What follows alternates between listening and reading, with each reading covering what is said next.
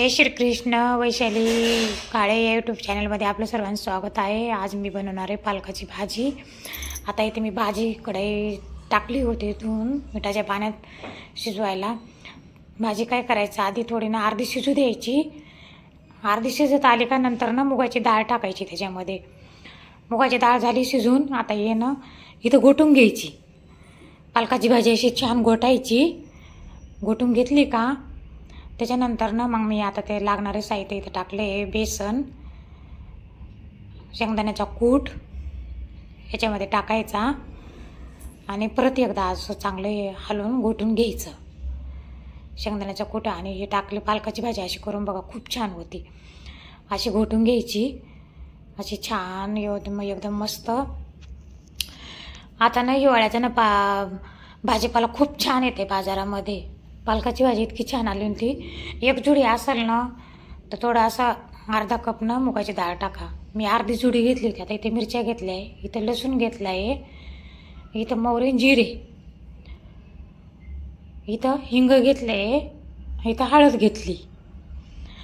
आता या मिरच्या ना मी ना खलबत्त्यात कुटून घेणार आहे. मी सगळं काही कुटूनच घेते. मी सरासरी मिक्सरमध्ये काढतच नाही.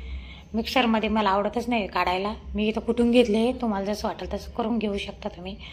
इथं खलबत्त्यात मी कुटून घेतली. झाली माझी मिरची कुटून घेणं. आता इकडं गॅसवर ना इकडे टमाटर घेतलं. टमाटर पण टाकू शकता. टाकायचं असेल तर नसेल टाकायचं नाही टाकू शकत. पण टमाटर टाकले छान. इथं कढई ठेवली आहे. तेल गरम झालं. मोहरी जिरे टाकले. मोहरी जिरे टाकले त्याच्यामध्ये छान असं तेल गरम होऊ द्या. आणि काय करायचं, लोखंडाच्या कढईत फोडणी द्यायची. ह्या हिरव्या भाज्या, आता मिरची टाकली मी, कुटून घेतलेली मिरची आणि लसूण टाकला याच्यामध्ये. आता हे चांगलं ना परतून घ्या. हे परतून घ्या चांगलं. परतून झालं का त्याच्यामध्ये ना आता आपण ना टमाटर टाकू. हे हिंग आणि हळद टाकून देऊ. हिंग हळद टाकली. आता याच्यामध्ये टमाटर टाका. टमाटर टाकून दिलं आपण. आता त्याला चांगलं असं व्यवस्थित जरा जाडसर झालं आहे. मी ना कापून घेत नाही टमाटर, मी हातानेच घेते. सगळं माझं नॅचरलच राहतं. त्याच्यामुळे ते थोडेसे तुकडे टमाट्याचे मोठे मोठे झाले तर थोडंसं वेळ लागेल त्याला हे करायला. सारखं कशाला कापून नाही घ्यायचं. थोडंसं हाताने पण आपल्या घ्यायचं. चविष्ट भाज्या वगैरे बनते. आता पहिल्यातल्या बाया कसं करायच्या. आता इथे मी भाजी टाकली. इथे भाजी टाकली. त्याच्यामध्ये टाकलं होतं आपण शेंगदाण्याचं कूट, डाळीचं पीठ थोडंसं. बघा आता छान. आता मी ना काय करणार आहे, गरम पाणी करून टाकलं.